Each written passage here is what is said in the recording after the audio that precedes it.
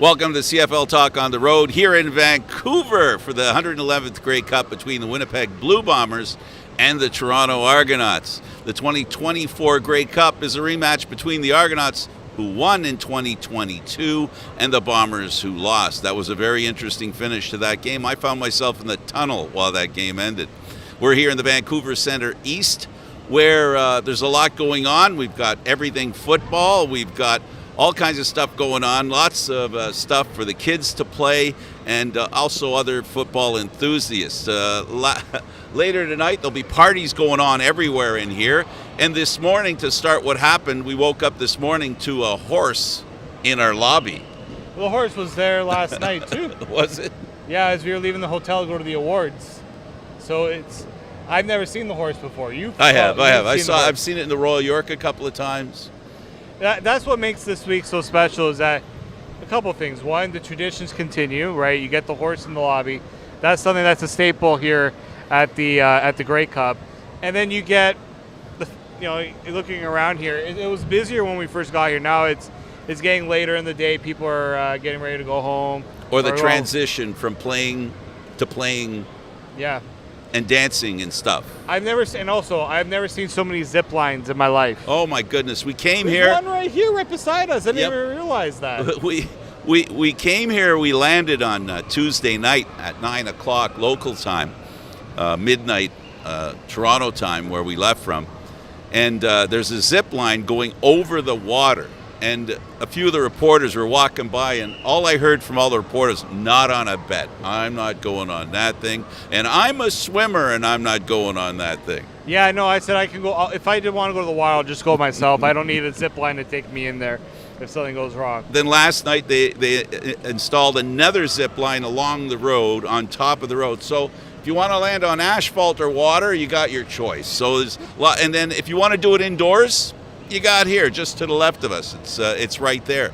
Yeah, this is really, it looks like a lot of fun. You know, there's the typical stuff that you see at Grey Cup festivals, which is where we're at. We're in the middle of the Grey Cup festival, where, there's a lot of things to do, like I said, for children. There's tossing the football. They've got a football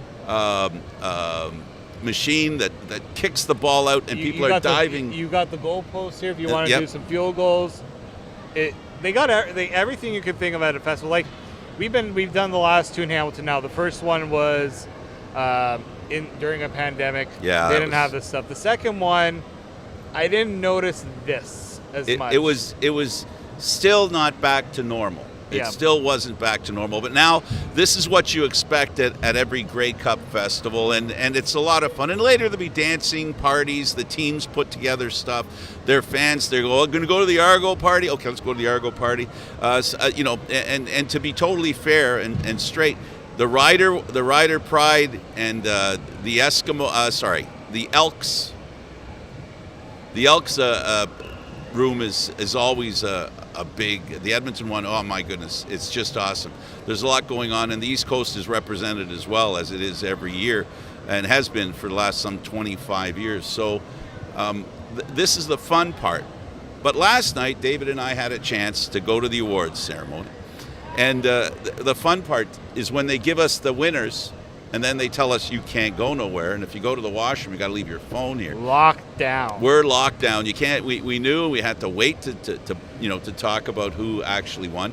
So today's the day we'll talk about it. And the one thing about the awards that and this location, everything is so central. If you flew into Vancouver to be here, you just had to go from your hotel to basically here. In fact, a little ways away is the hockey arena across the street from the football stadium. We had a chance to go there. I was amazed by the stadium. I love the roof from the inside. Yeah, it's very nice. It's a little chilly. Chilly. You think with a closed dome stadium that it would be temperature controlled. Unfortunately, I think we get a little spoiled back home in Toronto with the dome there. But it looks like a place ready for a big game, right? Like, Mosaic Stadium, great stadium. Toronto and Hamilton, because they're limited in their capacity. Yes, when they put up the temporary bleachers, it makes it a little bigger. But you come to this stadium, you think of like all the events that have been here. It has that different aura to it.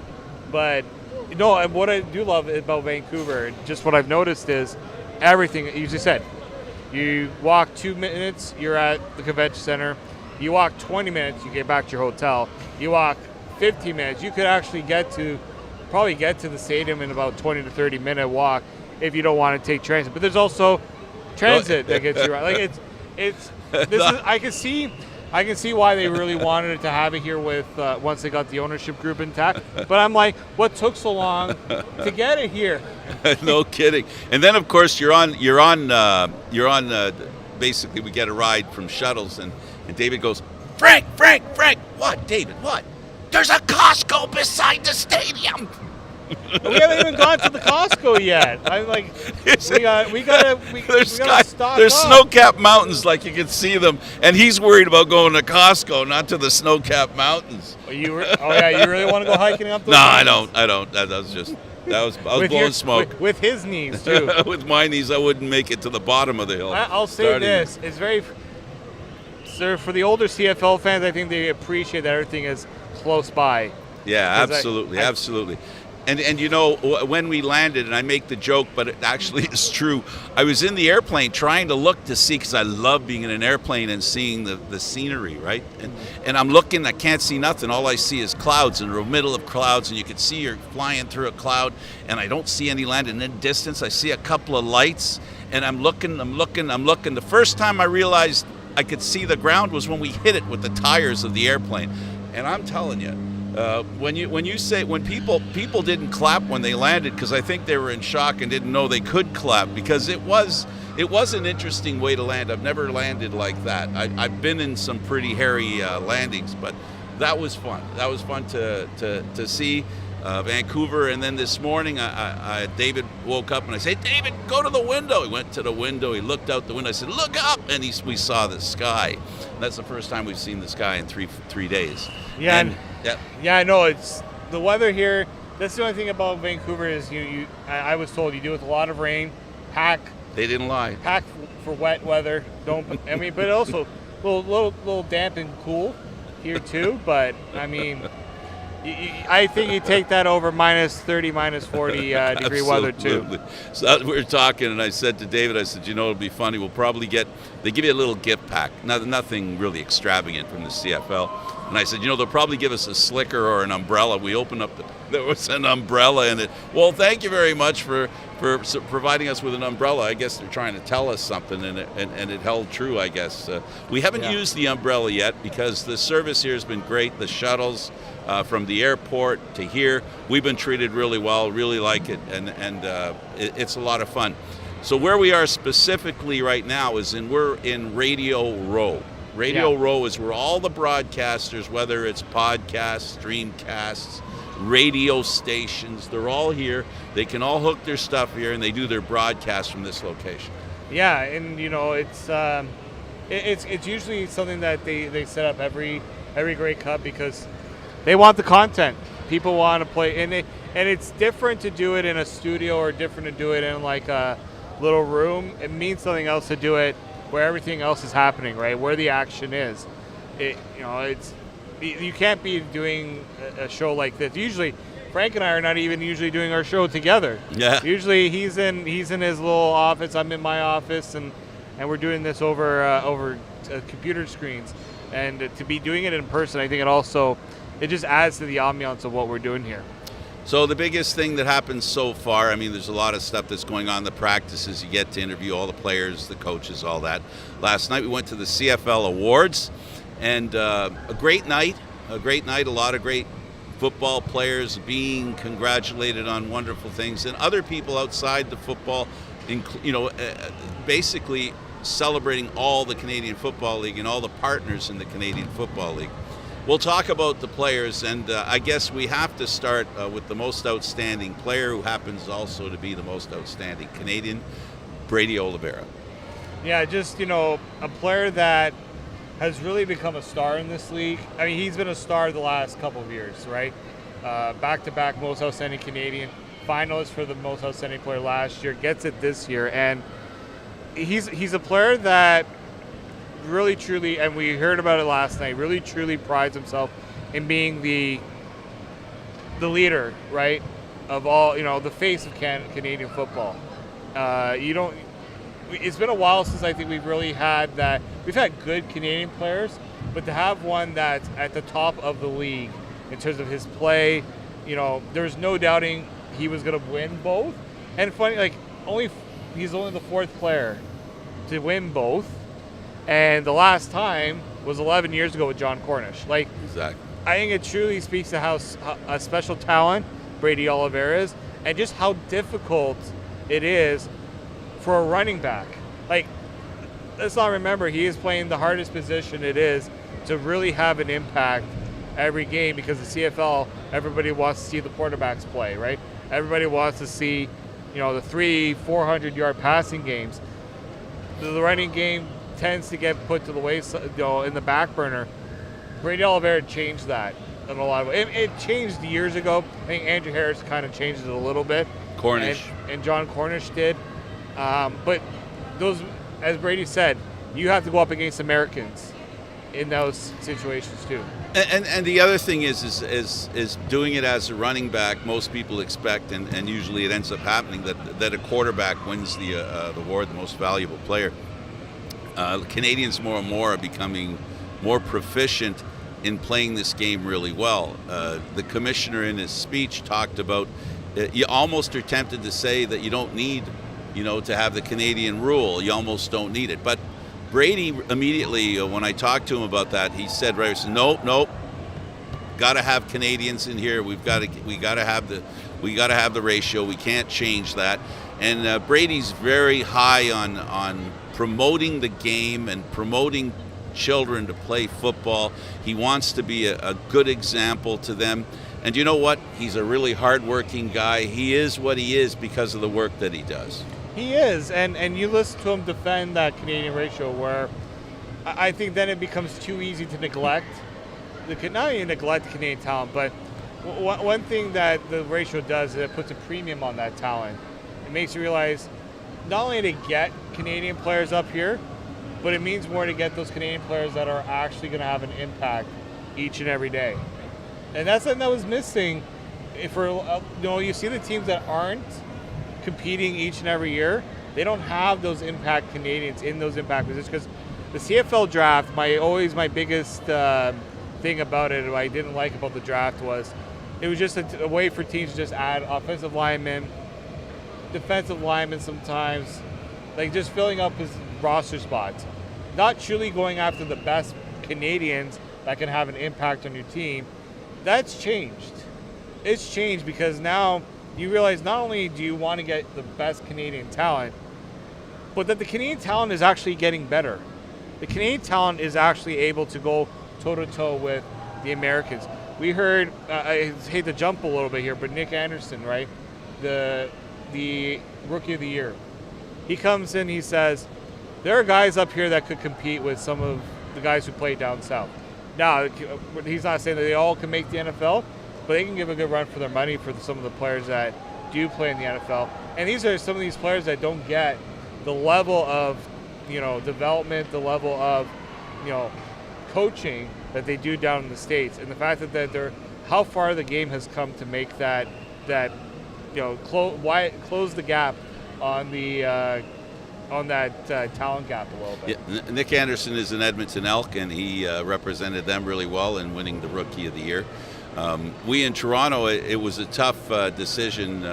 Mackay Polk was in that conversation, and I got to tell you, Anderson won it, was deserving of it, and it was a lot of fun. It was my first time to vote for these awards. It was a thrill to do it, and then of course.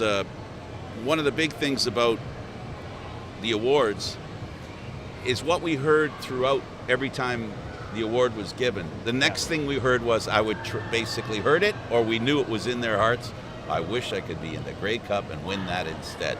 And Brady was actually asked, would you be willing to give away those two trophies? He didn't even have to finish the question. He knew right away that question was coming. Yeah.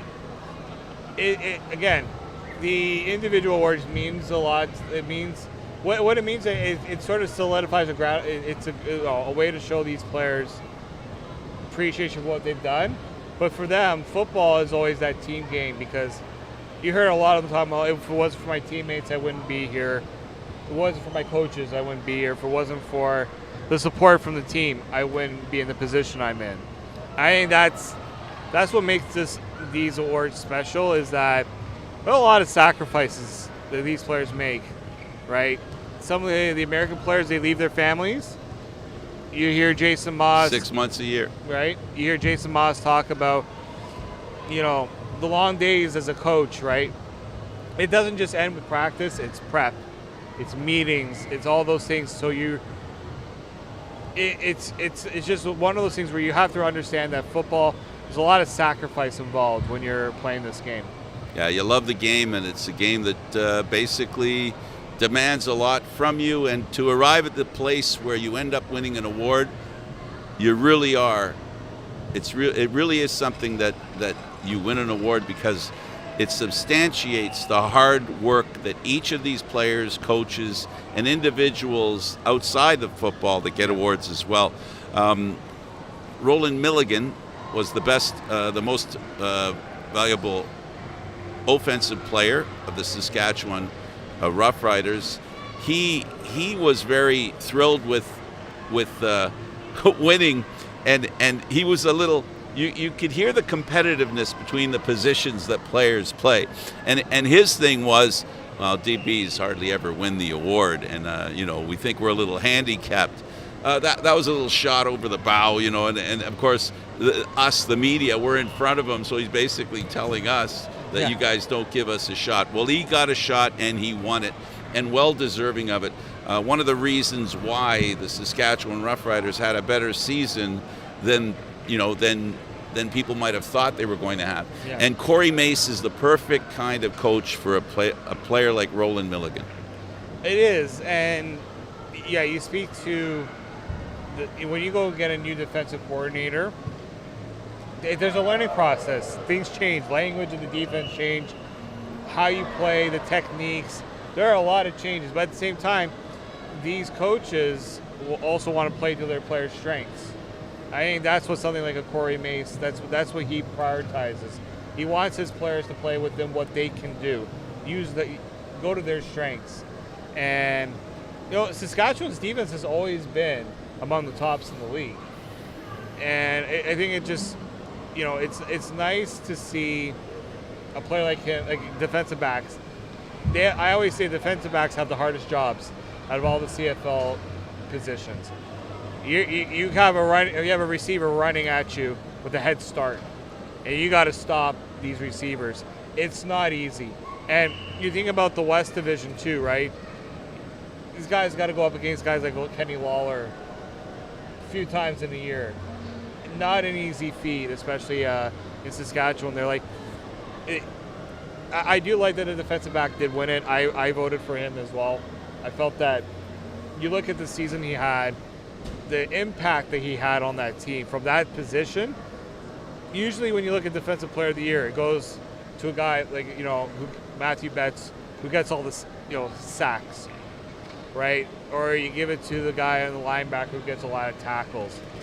Rarely, do the defensive backs, because sometimes they look bad on a play, or and it's in a lot of ways you don't get to hear the name of the defensive backs who cover the receivers in a position to make sure that the guy who's getting the sack is able to make the sack. So it's nice to see a defensive back get recognized. And also, it's been a few years, but still, the rules changed a little bit to make defensive backs' jobs that much more difficult. We saw a defensive back basically helping the turnaround last week with Toronto winning, the Eastern Final. If that PI doesn't happen, do the Argos end up in a position to win that game? A fair question, and part of the difficulty of being a defensive back. Then we had, of course, I got to tell you, most outstanding offensive lineman was Ryan Hunter, a Toronto Argonaut. We interviewed him earlier, and he's thrilled with being at the Grey Cup and looking for a chance to win the Grey Cup. When he talked to us, he let us know that mattered. He did, and I look at, with a guy like Ryan Hunter, I even asked him this last night, and I don't think he had talked about enough. He started as a left guard, moves to left tackle. Left tackle is one of the hardest positions to play. Tackle is one of the hardest positions to play in the CFL because you are dealing with very fast defensive players who have a yard of separation. Sometimes the yard of separation does help offensive linemen because you get a chance to you get a bit of a chance to get yourself ready, set yourself. But the offensive line position is so tough in the CFL to be able to do multi. And look, Ryan Dinwiddie, when I spoke with him about Ryan Hunter when he was nominated for the award, he said like he doesn't get enough credit. We could have Ryan Hunter play any position on our offensive line. If we need a center, we can play Ryan Hunter as center. We need to move. If we have an injury and we need to move a guy, we can move Ryan Hunter. The versatility that he's shown, and this is a player who was on an NFL roster for a few years and tried. He eventually did make it on and play NFL games, but he was a guy that ultimately then decided to come to the CFL, and it's been the seamless transition for him. 2 straight years in a row that an Argo offensive line also wins the award. I think it says something to what Toronto has done really well and why Toronto is so successful because they have those players. And why their quarterbacks have a chance to be successful. Nothing that, when you get to this level as a quarterback, given time, almost any quarterback can do some real serious damage. So Ryan Hunter wins that award, and congratulations to him. We also had most outstanding special team player. Now, again, we can go back to last week and talk about Janarian Grant, who basically another reason why the Toronto Argonauts won that game against Montreal, the first place team. Another reason why the Argos have won a lot of games this year. It's not just the ability to score touchdowns, it's flip the field, get good field position. That's what Janarian Grant's here for. Janarian Grant was not in the Argos' plans this year. He was left unsigned. Any team could have gone Janarian Grant in training camp. He could have gone back to Winnipeg, but they decided they wanted to go in a different direction. Well, not only a different direction, but also maybe not spend as much money on a returner. And Toronto went from having the best returner last year to having the best returner this year. 2 different guys. 2 different players. Javon Leake last year, then Janarian Grant. Seamless transition in a lot of ways. People felt that Janarian was bringing a different, he fit in so seamlessly because of his talent.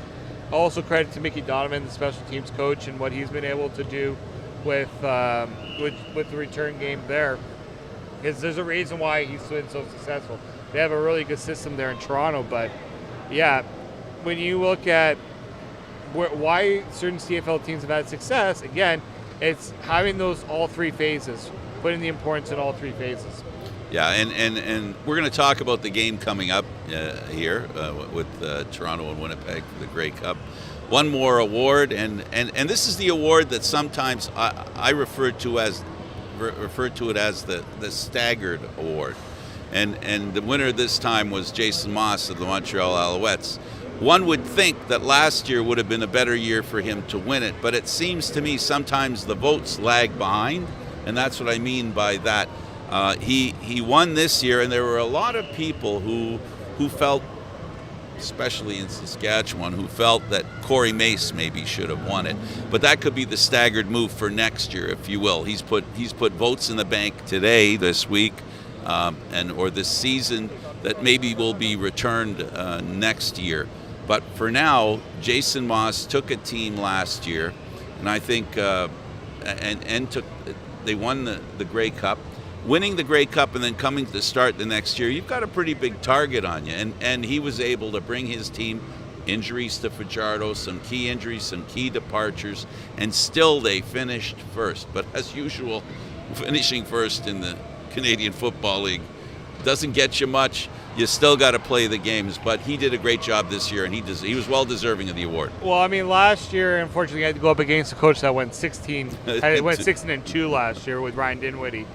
And it's funny, people I talked to said Ryan Dinwiddie probably did a better coaching job this year because of what the team went through and still made the playoffs. But you look at Jason Moss, when he was brought in to Montreal, there was skepticism, right? Because of what happened in Edmonton and what happened in Saskatchewan when he was the offensive coordinator. Like, would he even coach again in the CFL, right? And so I give him a lot of credit, right? He turned that franchise around. Remember, like, he's the first coach since 2010 to get that team to 12 wins. 14 years. That's all on that team is wait.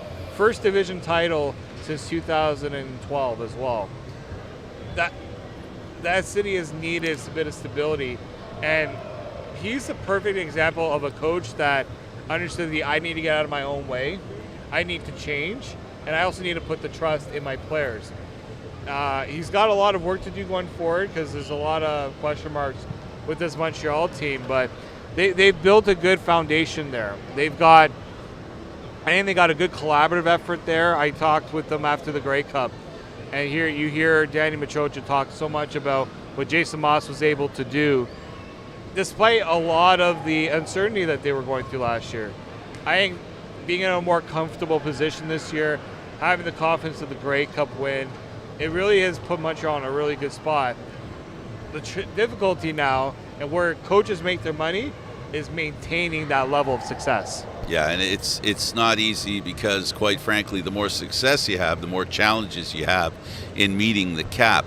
Now, I guess the award I want to give, and it was given to H.E.R, the owner of the British Columbia Lions, the job that he's done in turning this franchise around. He mentioned something that we all know. I don't think there's been a time in the Canadian Football League in the last couple of decades where the ownership has been as stable as it is today. And then I guess that also is Randy Ambrosie's little. I think he deserves credit for that. That under his stewardship, there aren't problem franchises right now. And he talked about it. He talked about it. Ownership's probably at its most stable in a really long time. Well, I felt listening to H.E.R Dolan I felt refreshed. Hearing him talk about, where BC was, where the focus was, where the priorities lie with that market, how they have really put a lot of time and energy into. They understood that they needed to not bring back fans, right? Because sometimes you hear, they got to get the fans back that were here before. It's not just about that now. It's about manufacturing new fans, right? Bringing the game to people that don't know about it, right? And understanding that you can't just say that the game is good. You need them to come and see that the game is good. So Absolutely. He talked a lot about, busing in thousands of kids, right, to come watch games. Going out and doing the football clinics, his family being involved in football with his kids playing. And I can see why he was a top candidate for becoming the owner of the Lions. And I think this is probably, if I'm looking back at Randy Ambrosie's time in the league, this is the biggest home run he has hit. There's been a lot of swing and misses from Randy Ambrosie. I think this was the biggest hit he's had. I mean, look at this. This is all this Grey Cup Festival. It's all because this ownership group knew that they needed to bring a buzz to the city. They done concerts, 50 Cent, One Republic. They're gonna have the Jonas Brothers. Younger. That's something that gravitates to that younger audience. It's and you hear him talk about streaming. One of David's pet peeves. Talking about kids not having the computer screen, not having the TV screens that they look to.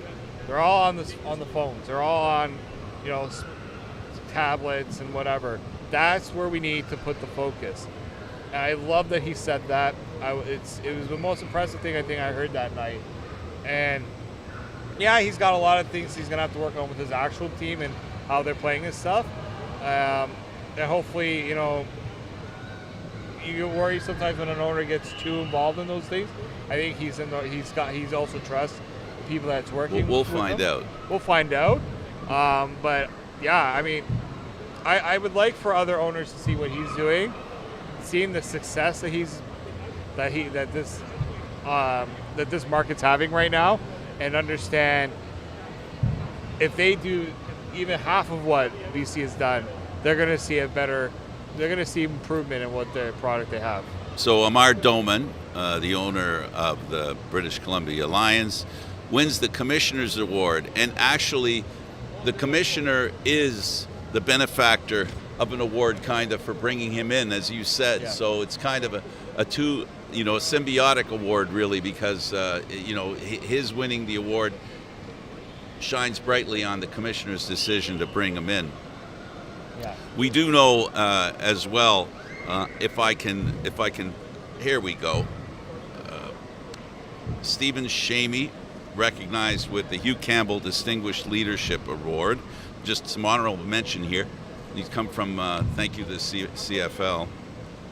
And I'm trying to find. Both in French and English. I'm trying to find. There it is, Carolyn Cody. I wanted to talk about her. She works for the BC Lions, and she's the one that's part of the.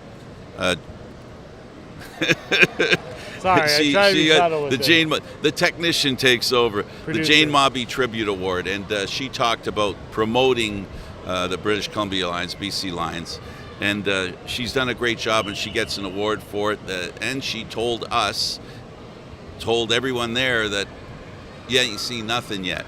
So there's going to be a lot more stuff coming out of here, and the Grey Cup is just one example. It'll continue with the upcoming time. So those all got awards, and I got to tell you, it was a fun evening. Getting locked down is a lot of fun too, I got to say. Then there's Ambrosie's retirement. We talked a little bit about it in the last show.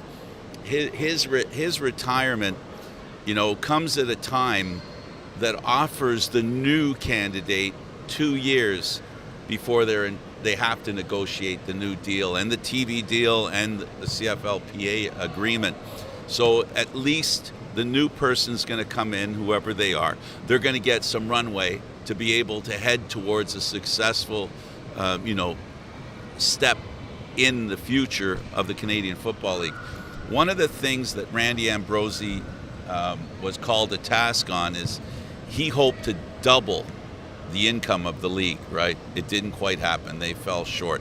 I think the pandemic had something to do with it. Yep. And unfortunately, the Canadian Football League is a business. It has a board, and it has nine teams that voted 5-4 to keep him. But he felt that wasn't enough support, so that's what we understand to be the case, the rumor mill, if you will, and why he decided to leave, and now was the right time. What do you think? I do think right now is the right time. I think you look at where this league needs to go, and I don't know if Randy Ambrosie had the right ideas to really push the league forward. I understand he tried really hard with the CFL 2.0, trying to get that global outreach, which I can understand, but I felt like you needed to make sure your product here was stronger. I do think that that's something they're going to have to work on. And too much of like status quo with a lot of things too. Again, I understand and look, a commissioner's job is tough when you have a board of governors, a board that maybe is not as willing to embrace those ideas. Or they have different ideas. David, ideas. That's one of the challenges. If they're not all on the same page. That does get very challenging. But I do think that a commissioner's got to be able to sell the change too. And maybe that was something he struggled with. I don't know. But I do think that when you talk about revenue, the revenue starts with, making sure your team valuations go up. They haven't gone up, really, right? And we don't know what the BC Lions were purchased for. We don't know what Edmonton was purchased for. I don't even know if we knew what Toronto was purchased for when the MLSE took over. There's just too much of that where, they did the move with Genius, right? And I know that there's percentages of league revenue that goes to Genius. Things like that where the league thinks that they're making the right moves right now, but then you look at the long run, it hasn't really had the effect. And I get it. Sometimes you got to be patient and wait for those things to happen. But CFL doesn't have a lot of time to just sit around and hope things get better. They got to start embracing changes that are going to really have an immediate impact. Yeah, well, the CFL ownership has gone through a bit of a change, not a drastic change, but a change nonetheless. And that change, of course, is switching from personal ownership, one man or one woman operation where they own the team, to corporate ownership. We saw it with MLSC. We've seen Calgary now more tied with the NHL team. We see this going on throughout, where there's been a change in ownership as well in Edmonton, which to me is incredible because, Edmonton, if there's a standard bearer for the Canadian Football League and Canadian Football League's success, it was the Edmonton Elks. And I'm sorry to say was.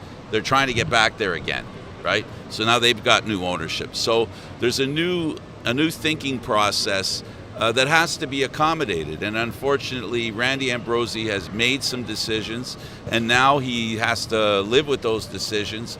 And now, with his departure, they can leave those decisions and reinvent the wheel, if you will. And it does need reinventing. Yeah, they do. And that's going to be the challenge, right? But I think they have to look at where do they want the league? What do they want the league to be in 5 years, right? Do they want to really focus on expansion? Do they want to focus? Where should the focus be? That's something the new commissioner is going to have to work on going forward. But at least I will say the 9 teams, the ownership, there's no issues with those ownership groups. None. I think that's a big plus going forward. At least you have that. Now, can they get those owners to collectively come together and do what's best for this game? And not only do what's best, but identify. Because that's the key. They've got to identify what's best for the league, and then it's got to be proven to be right, which is a process, and we'll see how that process goes. Let's continue with ours by talking about the game. We've only got a dozen minutes left. Let's talk about the game. We'll start with the fact that the Toronto Argonauts beat the Montreal Alouettes, who were in first place. The Winnipeg Blue Bombers, a team that started 0-4, ends up winning and going to the Grey Cup again. As I said at the top of the show, this is a rematch from 2022. What's different in this game? What's different, man? I mean, what's different here is I think both teams have learned things from that 2022 game, right? Toronto understood how tough it is to get to the mountaintop. Winnipeg also understands how easily it is to come off that mountaintop. Really, right? And how things have changed in those 2 years, right? Toronto, people were still unsure if that was a team that can really compete, right, with the win. This was a time where the East still wasn't considered at the level of the West Division. And then eventually things started to change a little bit in that regard, right, where Toronto started to build the right culture. I think Toronto's established a culture. They realize who needs to stick around, who needs to be who needs to be a part of this group to ensure the success is continuous, right? This isn't a one and done sort of thing. So Toronto has realized that they gotta how to be like the Winnipeg in the East. I mean, I don't know if we're gonna see a team reach 5 straight Grey Cups again, like Winnipeg. Winnipeg could easily get to 6 straight next year. It could very well happen, right? But when I look at what Toronto's done, two Grey Cup appearances in the last 3 years. There was too many of those one and dones in Toronto, right? Well, the one and done, and then collapse of the of the team. They've been competitive each and every year. They found the right mix. They know how to interchange players the right way, but there's a core there still and I think that's the biggest thing for Toronto. That was the promise that Pinball made. We had a chance to interview him. We put it out there. We talked to Pinball, and the one thing I remember from that first press conference when he told us, I want to build a team that has a chance to win the Grey Cup every year. Well, promises made, promises kept. Nobody can say that Pinball didn't deliver on that thing. And I got to tell you, it's a total management team. This is not Pinball Clemens. This is not Ryan Dinwiddie. This is not the GM staff, if you will. This is all of them working together, pulling in the same direction, and that includes bringing in the right players to play the game, to understand it, to execute it, and the players that they have, the handful, like we talked about Ryan Hunter, and you know, that are leaders. That is important. There's a leadership group that goes from the penthouse to the clubhouse, and that's something that makes these kinds of winners. That's how they replicated the Winnipeg situation. That's the way Winnipeg replicated the Calgary situation before that. We have seen this through the years where there are teams that figure out Rubik's Cube to have greatness in their future, opportunity. And right now, these two teams, Winnipeg and Toronto, they are the 2020 teams that have done really well repeatedly. Yeah, it's the tough part is how do you maintain that with player movement such a big thing in the CFL. Both teams have figured out how to prioritize which players need to stay and which ones need to go. Like when you look at this game especially, right? You look at the two rosters from 2022 and 2024. A lot of similarities, right? You're not in a position right now where it's a totally different Toronto team. Yes, quarterbacks are different. Winnipeg, same quarterback. Coaching staff should have even changed too. But the culture, again, it's all about culture with these guys. They want to have that continuity. They want to have that established. You're coming into our organization. This is what we expect. This is what we want.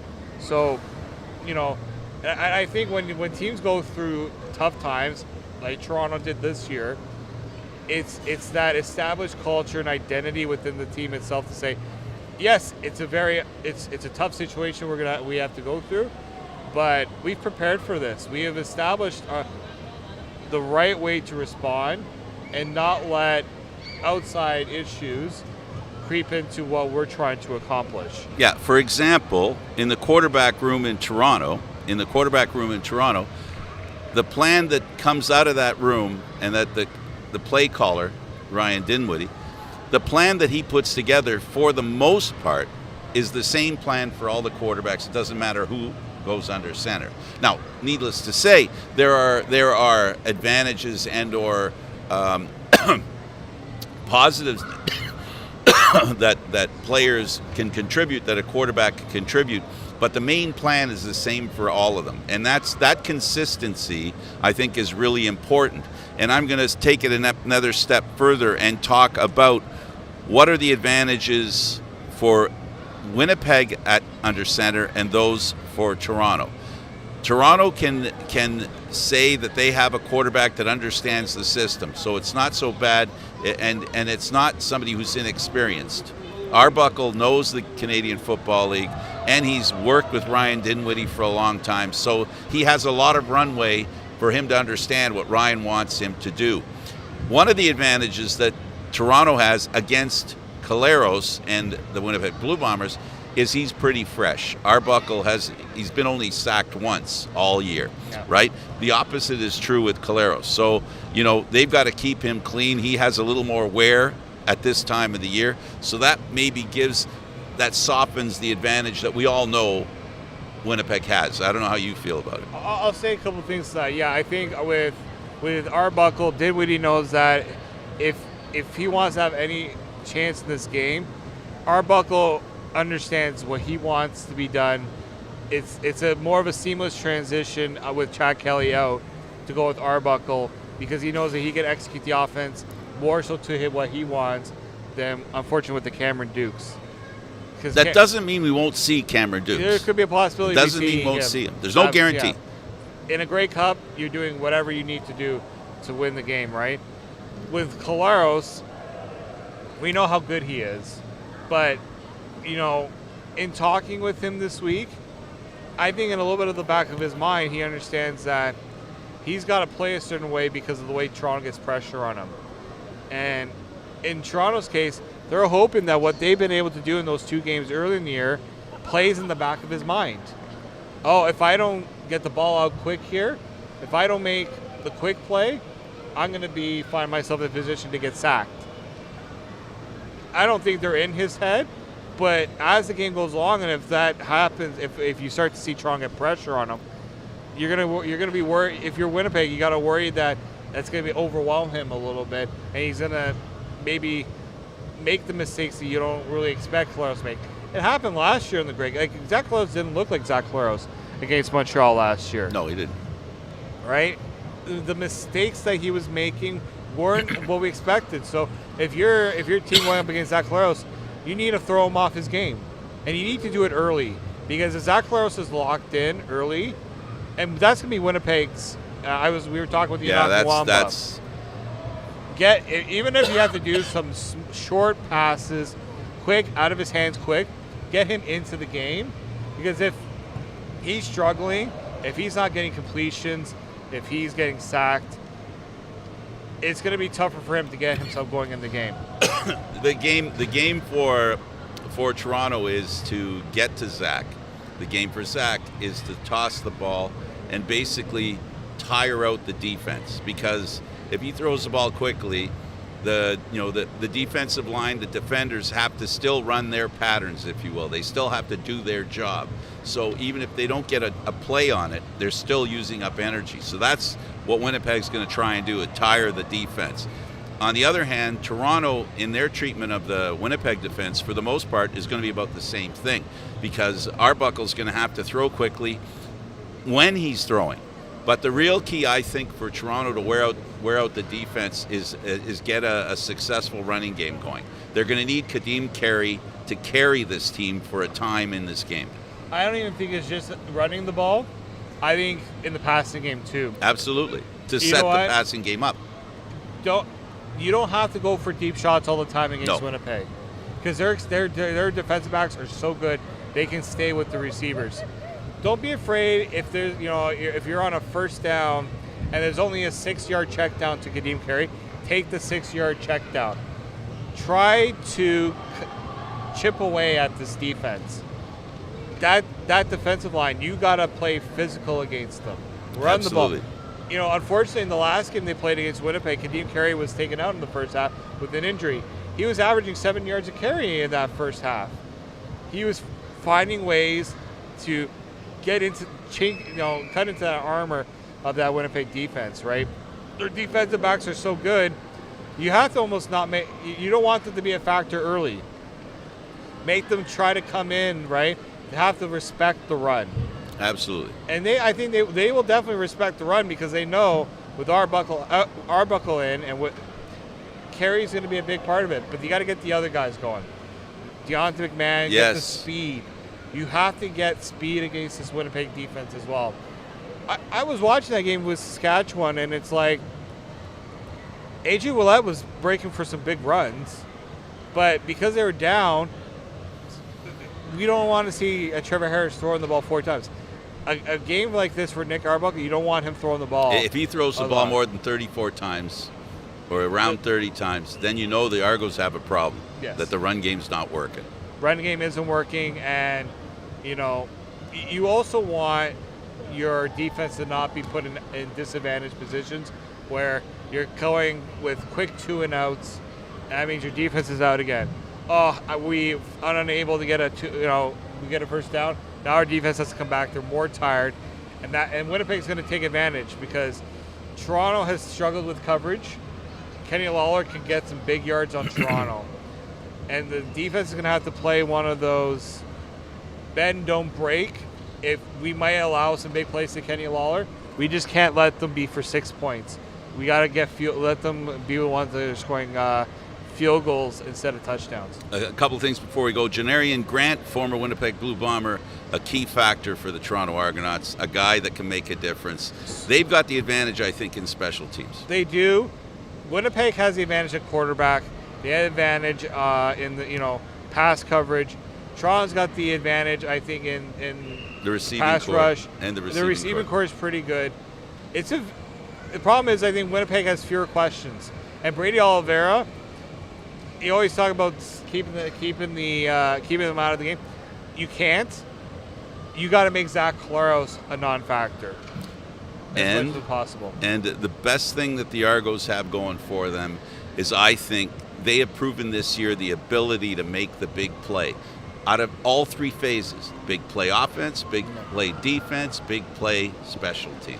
And that's for them to win, they're going to have to be successful that way. Winnipeg doesn't make a lot of mistakes. They were earlier, But if they do make a mistake, you got to take advantage. You cannot. Absolutely. You cannot. If they throw if it's a bad throw that's able to be picked up, you got to make that pick. They fumble the ball, you better get on that ball. Winnipeg has made some uncharacteristic mistakes when the pressure's on. I feel like the pressure isn't on them as much this year, but I feel like people are in a position where they're not.